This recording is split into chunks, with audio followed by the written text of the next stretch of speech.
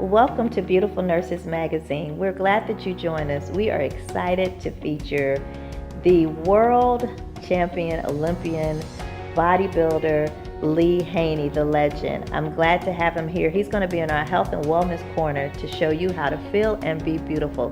Thank you, Mr. Haney, for joining us here at Beautiful Nurses Magazine. And it's a real honor, and I really applaud you for all that you do. Thank you so much. Tell me a little bit about yourself. Where you're from, what got you interested in what you do, and how did you get to this point where you are today? Well, you know, it's a long story. Yes. A long story because I'm now 58. Wow. But, you look great. You look beautiful. Well, thank you. You're welcome. I try to stay on top of it, but yes. As a youngster growing up, I always had this dream or this fantasy about being Samson and Hercules. Yes. And so at the age of about 10 years old, I asked my parents for a set of weights because I was always into the strong man sort of thing. And they got me a set of weights for Christmas. Okay. And with that weight set came a Charles Atlas exercise guide. Wow.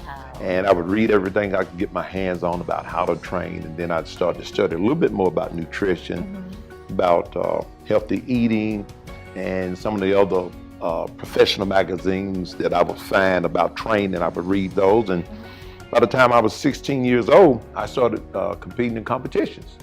Awesome. You know, it's so it was a love and a passion even there, and I never will forget. The first competition I entered was called the Mr. South Carolina. Okay. And at that time, you know, the guys wore what is called posing trunks. Of course, they still wear that today.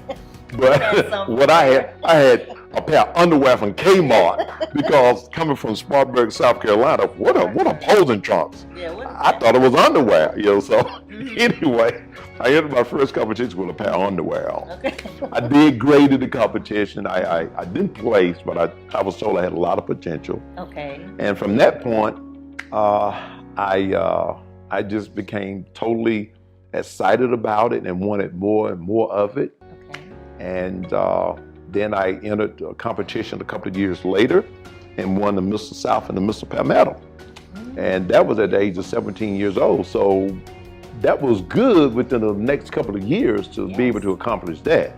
And then that show I beat guys who were in their 30s and 40s, which said to me, wow, if you're able to accomplish this at such an early age, and maybe, just maybe, you have a lot of potential to go to the next level.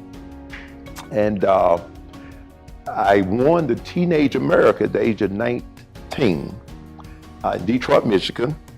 I beat over close around 80 other athletes from all over the United States and became Mr. Teenage America. And that said to me, wow, if you can win, if you can become the best teenager in the United States, then there's a possibility you can go on to the next level. Yes. And after that, the die had been cast. I was ready to go. Well, the Mr. Olympia title is a top professional bodybuilding title in the world. Wow. First, there's the IFBB World Championship, but even before that, there's the NPC National, which then qualifies you for the IFBB World Championship, which then qualifies you for the Mr. Olympia. And the Mr. Olympia is the top professional bodybuilding title in the world. And 84, and 8 years in a row, and retired in 1991, having won 8 consecutive Mr. Olympias, which gave me a place in the Guinness World Book and set a record. Wow. So, and it still holds today. Beautiful. And what do you suggest for young men or women who want to get into bodybuilding to do it in a healthy way? Well, you know, the difference is the criteria. When I came up, you had to make sure that the waist and the abdominal area and the shoulder span was nice and tapered, sort of an athletic build. Yes. Not just big muscles, but it had to look pleasing. We call it symmetry and balance. And that was the criteria that I, you know, got from Arnold Schwarzenegger, from Robbie Robertson, you know, some of the legends in the sport. Yes. Now, I was at 254 pounds, I still had a 32-inch waist, which was very different. Matter of fact, they called me sort of a hybrid. I was big, but at the same time, I was pleasing, and I had what is called a vacuum when I presented, you know, with the hole in the abdominal area or a suction in the abs, which is very rare. Arnold had similarities also. But, and again, that was a criteria. But after I retired, then the body started to get bigger and bigger. And so the emphasis on having a nice, small, tapered waist was no longer there. Then we had to present in such a way that, an artistic way that was pleasing as far as you presenting a package of your physique. Well, no longer was the scoring round, which was the posing round, it wasn't a major factor in the scores winning anymore. So the artistic part of it changed too. So a lot of things changed, not for the good of the sport, which I guess the last 3 years it has tried to make its way back.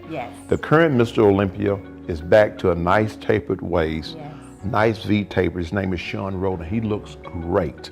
And we've also started another class called Classic Physique, which, and again, there's a certain height and weight ratio. So it protects the look and the integrity of what's beautiful about the body.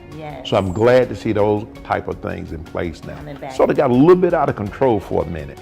So now you can't look like a power lifter on stage. You have to be body beautiful. Body beautiful, absolutely. Thank you for being a part of bringing that back around. I know you had a hand in it.